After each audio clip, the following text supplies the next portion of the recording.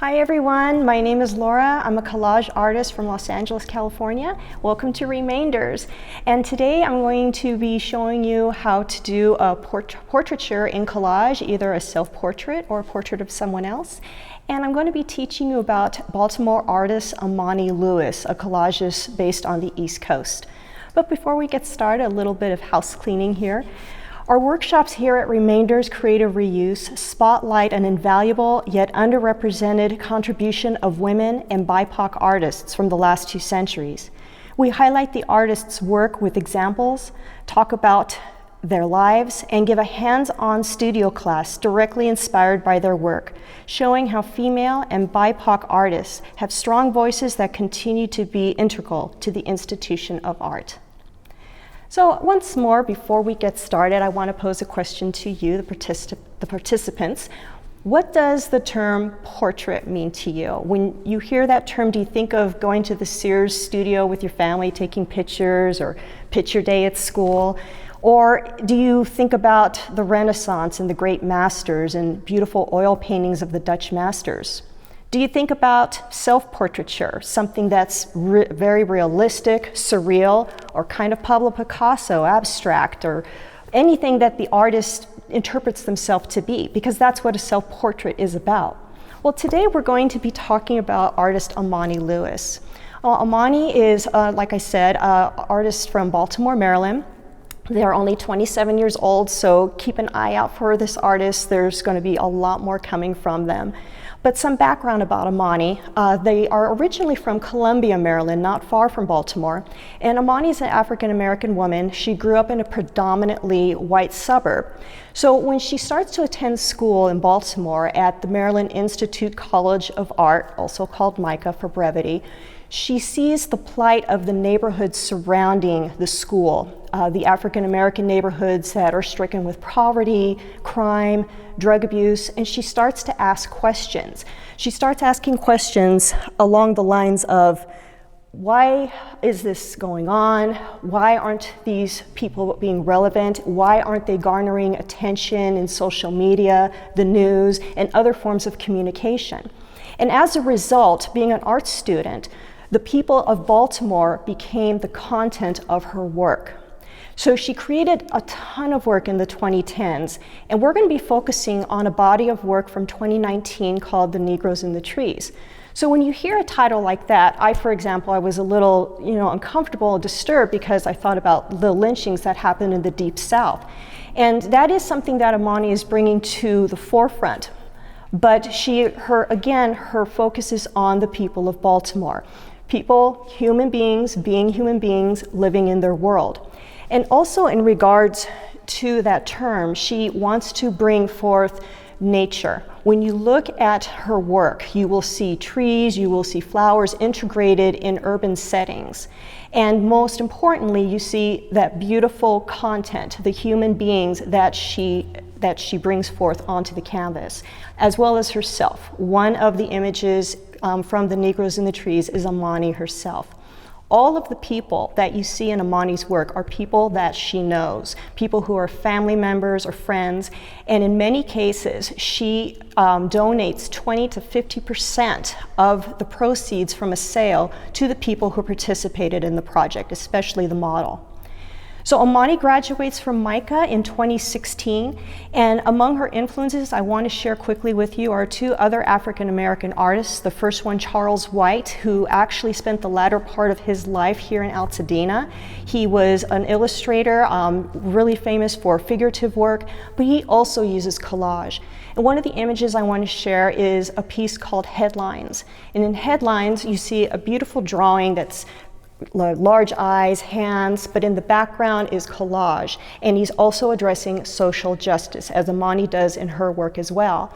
The second artist is African-American artist Romare Bearden, who was prominent during the Harlem Renaissance, but he was also an accomplished oil painter and a cartoonist. His work that I want to share with you that reminds me of Amani's work as well is called Conjure Woman. Again, figurative work mingled with collage. So again, you look at the Negroes in the Trees, and is a far cry from the Jim Crow denigration of the South. It is a celebration of life, love, and nature. So I want you to take that thought with you when you start creating your collage, your portrait. So that leads me to the materials list. The first thing, most important thing, is going to be your content. Who is going to be your portrait? Is it going to be a self-portrait? Is it going to be somebody you love and know? Or is it going to be someone you don't know? And if that's the case, I do have here at Remainders several images of models that you're free to use and do with as you please for this project. I encourage you maybe to go ahead and do a self-portrait. This is actually the first self-portrait I've done of myself in collage. So that being said, here's what I'm going to be working with. I was having a very good hair day, so I took a picture of myself, obviously in the bathroom with the bath curtain behind me. And this is an image that I printed out, inkjet, on actually some pretty good drawing paper. I, for this, used just a regular pad of drawing paper, Canson. You can use anything you want as long as it's a fairly good drawing paper and has some tensile strength to it, because you're going to be doing a lot of detail work.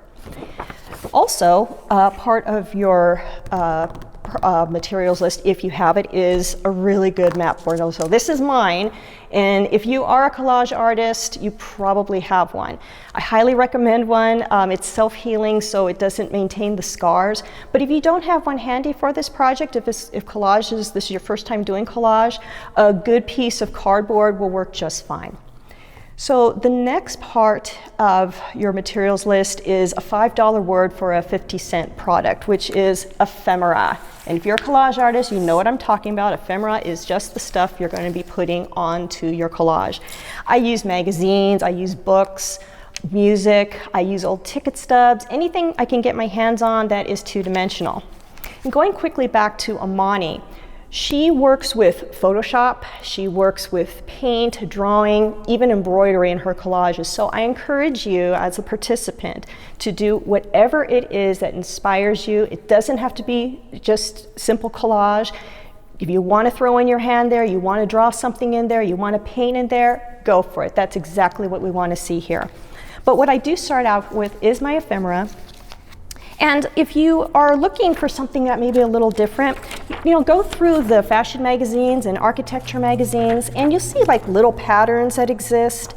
Something like this, if you cut this out like in heart shape or a star shape, nobody's ever going to know that you got it from a sample from a fashion magazine or architecture.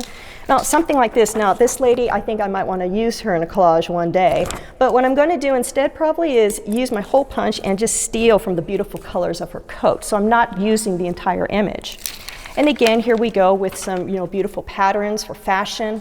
Again, I'm not going to cut out that skirt. I'll just cut out a circle. It's something to put onto my collage. And in this case, I'm not going to use the model. I'll just use her sweater and cut it out like a square or a diamond. And I'll have something new and unique that's going to be in my collage. You also want to have some good drawing paper, cardstock. You're going to have some anyway, hopefully. You're going to use this for your template. I'm going to go more into that once we get started into the project. But you want to have, maybe a size of paper like this, because your collage is probably going to be about 8 by 10. That's the format that I'll be working with today. Okay, here we go again with the $5 words. You want substrate. Substrate is really just cardboard, the backing to support your collage when you're all done. Now, I use this little gem I got from a piece of watercolor paper, the back palette. That stuff is awesome to support your collage in the end. Or again, you use the back of your drawing pad, when the paper's all gone. You want to use it once you've used up all the paper because it supports your pad. But yeah, anything, a good piece of cardboard or maybe cardboard boxes, we have a lot of them right now hanging around, you can use the back of a cardboard box.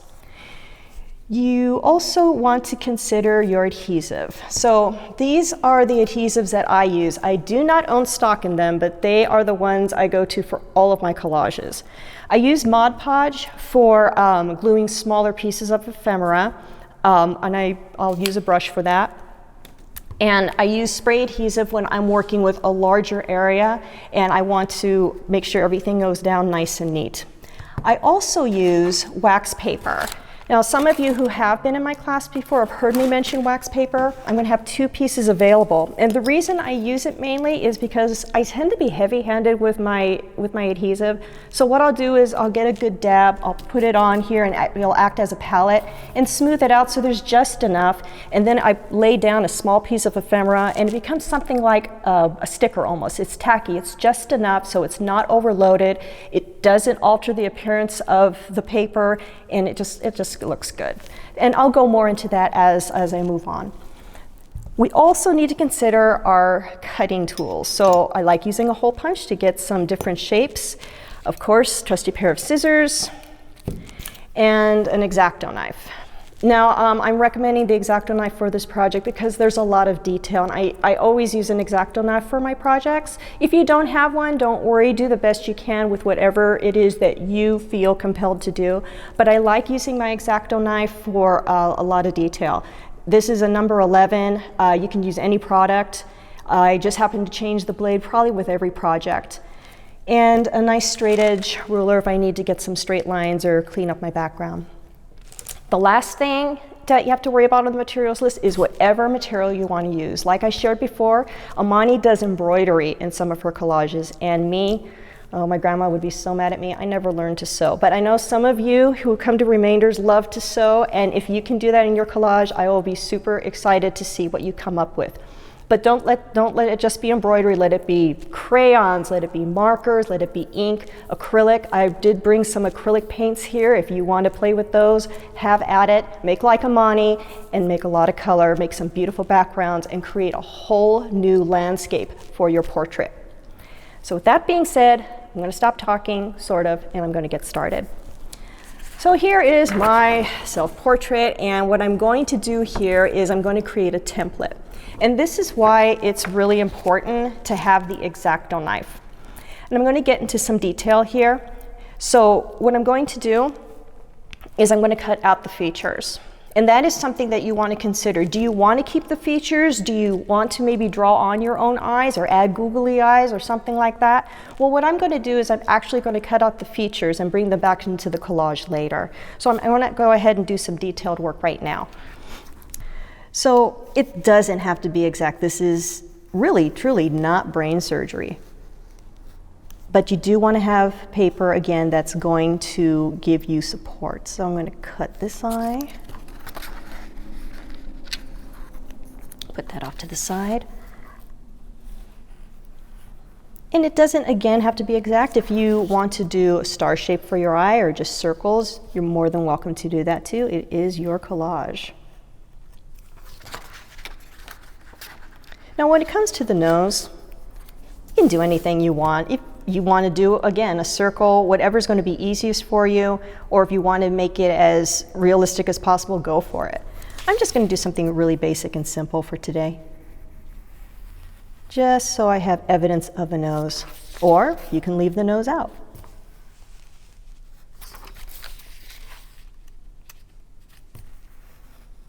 My favorite part is actually the mouth. And as you can see, I was sort of puckering up there, so go ahead and cut that out.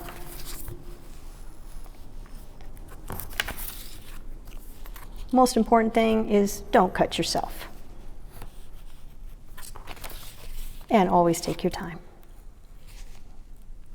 Okay, so here we go. This is going to be the first part. Got those features cut out. Don't forget about them. Put them off to the side, but we don't want to forget about them.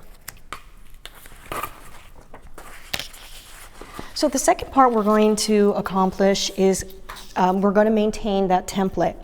Excuse me. So I'm going to actually cut the face out, but most important thing that I want to stress to you is don't cut into the side. You want to create something of a template, and I'll show you exactly what I mean. So again, with the X-Acto knife, that's why the X-Acto is easiest to work with. I'm just going to cut around the area of my face that I want to include. Around the hair. Again, take your time. And you know what? Collage is super flexible, inexpensive, it's a lot of fun, and here at Remainders, it's about those things, being flexible, having fun, You know, there really are no mistakes. You just do the best you can because nobody's going to know except you. And if you're a perfectionist like me, sometimes that's tough to deal with, but most important thing is to have fun and just create a new look for yourself if you're doing a self-portrait. So I'm going to maybe include the hair here. Some design going on. Using a nice sharp blade, you do a nice cut the first time in and you are done.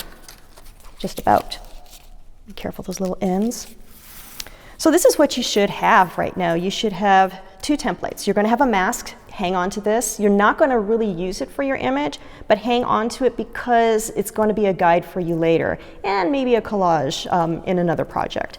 Most importantly now is you have your template ready to go. Now this is going to make your life easier when you're working. It'll help you work faster and it's going to give you a lot more options.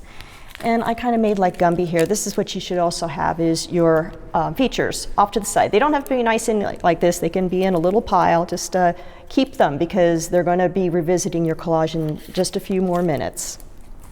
So now that we have a template going, this is where your good quality drawing paper is going to come in handy.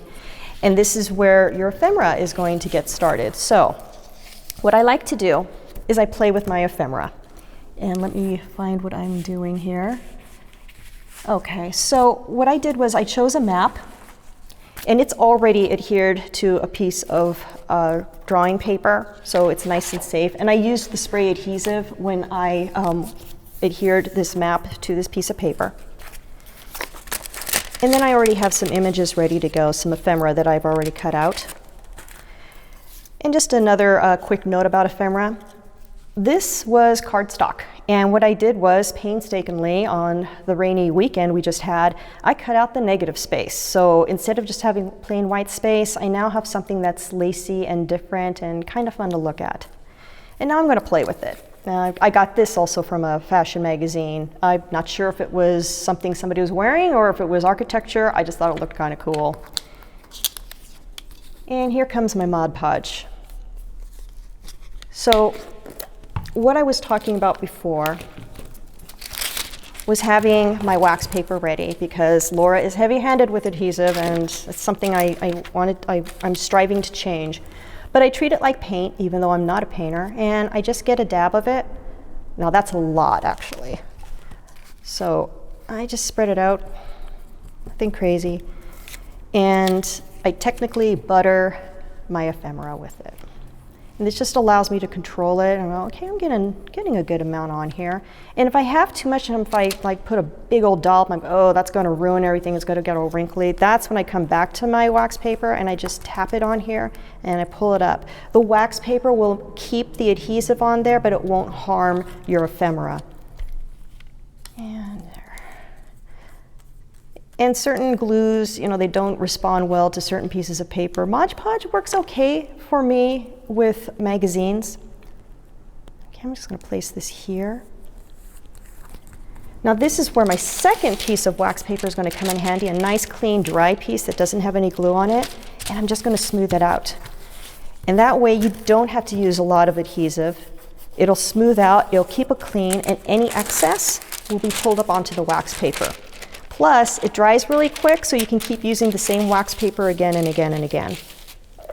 Now the other part of this is why the template's going to be so much fun, is I can play with it. I don't have to adhere everything down right away. I go, maybe I want this for the eyes, maybe I want this where the nose is going to be, or and here for the mouth, and I go, well, do I like that? Well, before I commit it to paper, I'm going to grab my template and I'm going to play with it. Go, how does that look?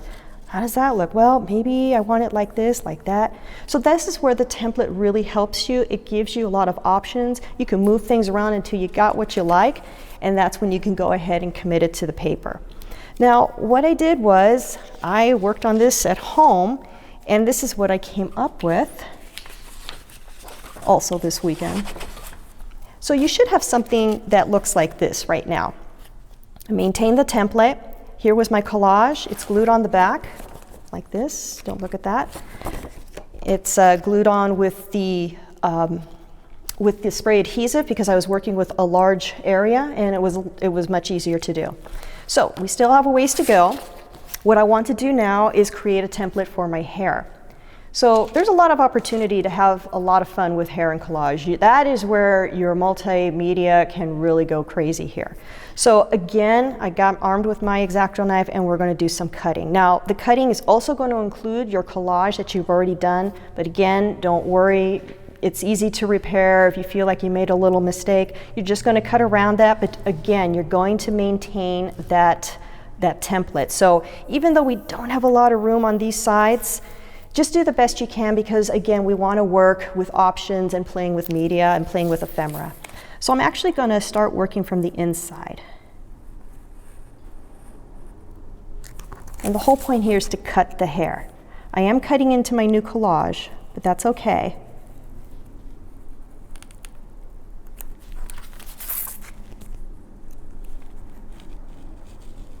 And again, you want to take your time, do the best you can. Don't worry about any little mistakes. Sometimes as I'm working, I'll stop and I'll see how my progress is and I'll say, okay, oh, it's a little stuck there, and I'll come in just with the side of the X-Acto and gently cut just a little bit so I know it's free. But I'll just stop every now and then to see what my progress is. And keep cutting around the hair.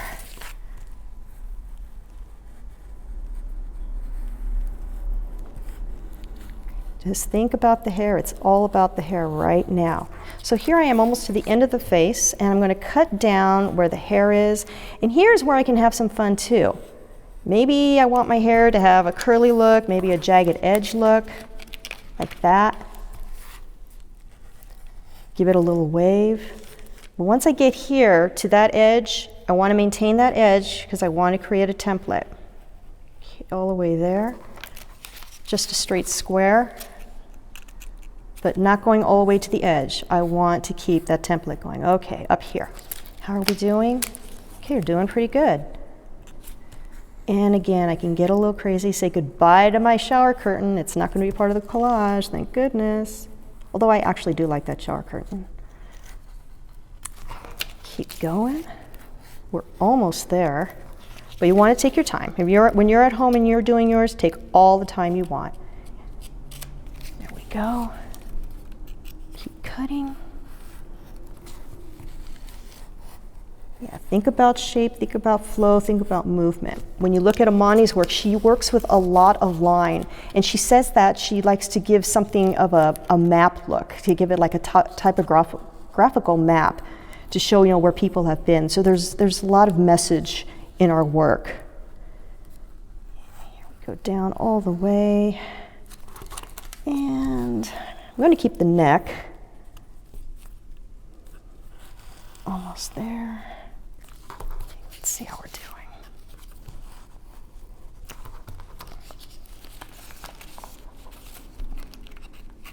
Okay.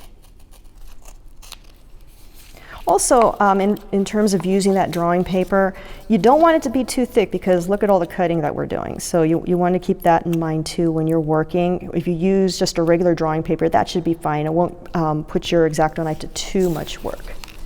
Okay. A bit more.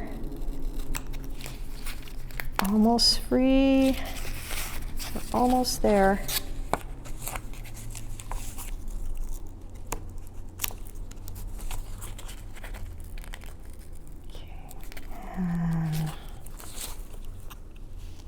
Yeah, little nooks and crannies sometimes get difficult. Detail can be challenging. Ah, the hair is done. Hair we are. Sorry about that. Hair we are. But we're going to put this off to the side. We're not going to see it anymore because we're going to give me a whole new do.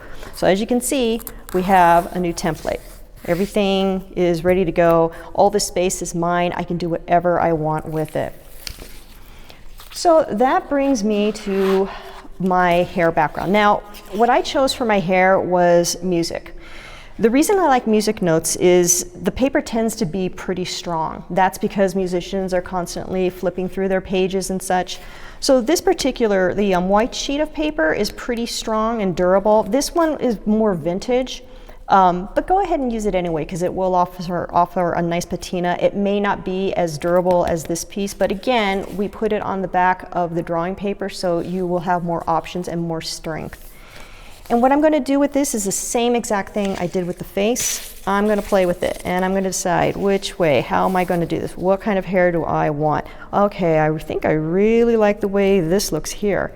And the other thing about using music is later on when I'm looking at this, I'm just going to get rid of that because that's perfectionist in me, getting rid of that little edge. Later on, I'm going to look at this and I'm going to say, you know, I'm going to attack this with some oil pastels. I'm going to come in with some color. I'm going to write a poem on here, something. I'm going to have that option with something like this, and that again is something I encourage you to do also. I like using different pieces of ephemera in my work. I like using maps, I like using music, I like using magazines, different types of magazines. Everything in one project, I like using many different types of ephemera. I like using old vintage magazines. I like using new books. So here we go. I'm just kind of decide which way I want to go with this. And I'm like, you know what? This looks pretty good. So this is also going to be a case of my spray adhesive. I'm going to definitely use my spray adhesive for this. It's going to lay flat. It's going to be nice and clean, and I can get back to work. So I'm going to step aside and spray this really quick, and I'll be right back with that.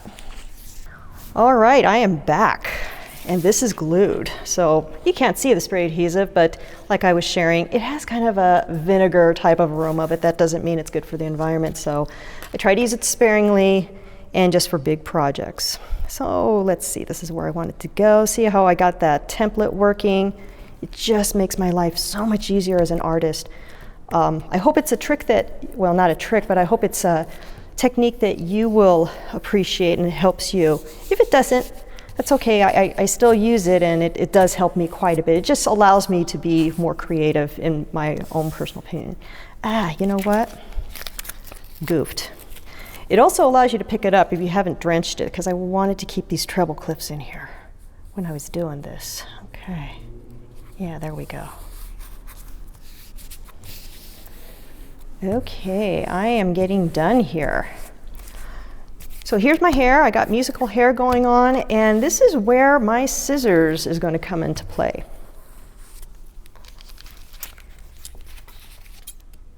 So I am actually before I start, I'm going to use this ruler. It's a nice straight edge ruler. You can use anything you want. This was left over from my graphic design days in typography. I really don't know how it works for typography in terms of the lettering and the points, but I sure know how to use it for my straight edge cuts because it is the most durable thing I have ever had in terms of a ruler. So a couple good clean cuts. Put that off to the side because I might use it again. Okay, now I'm going to go ahead with my scissors. So I know that there's some fabric people out there. This is a strictly for paper use only scissors, and I know fabric people, you keep them separate from each other, so paper scissors here. And I still have some freedom here. I don't have to stay with the same edge I did before. Maybe I changed my mind. Maybe I want to give myself a punk haircut. I'll just stay with what I got. Get rid of that shower curtain. Yeesh. Keep cutting. Most important thing here is that you've got your template going. It's just acting as a guide for you. You know, if you lost your template, that's okay. Just stay with what you got. That's okay. You can do whatever you want.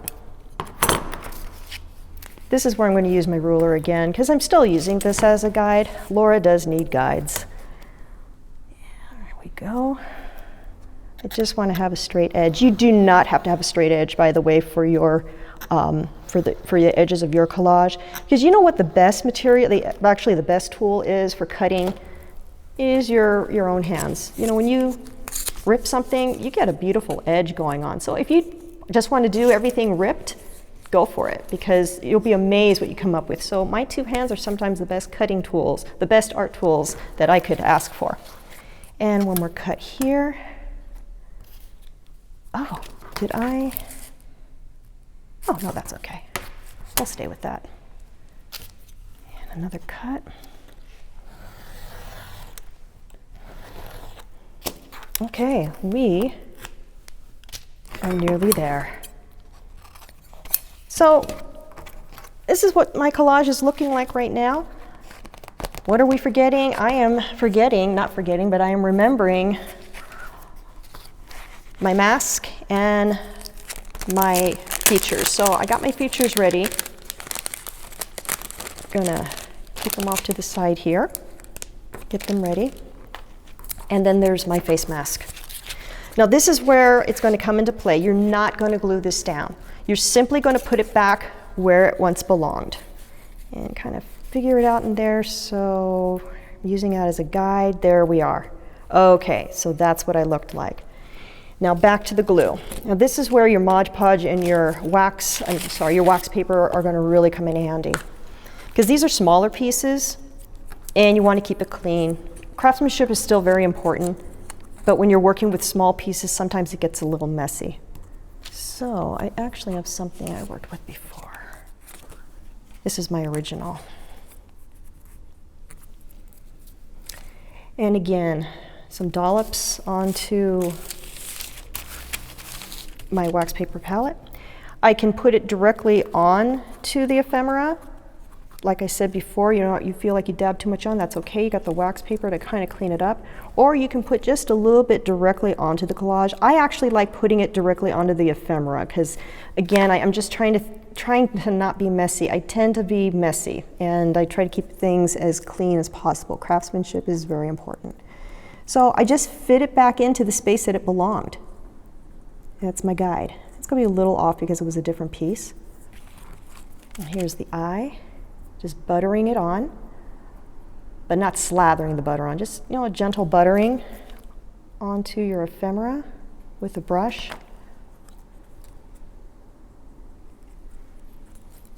You may want to lift just a little bit and make sure that it's not sticking to your face mask. Okay, one more eye.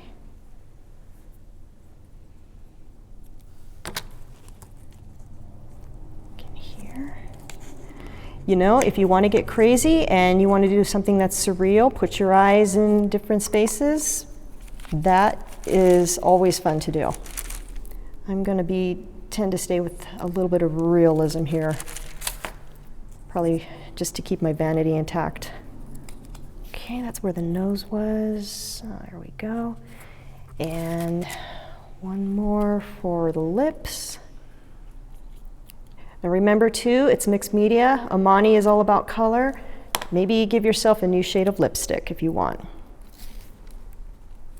Okay, now here's the big reveal. This is my favorite part of these types of collages. I just lift it up and oh my gosh, I have a whole new face. Oh boy, crazy.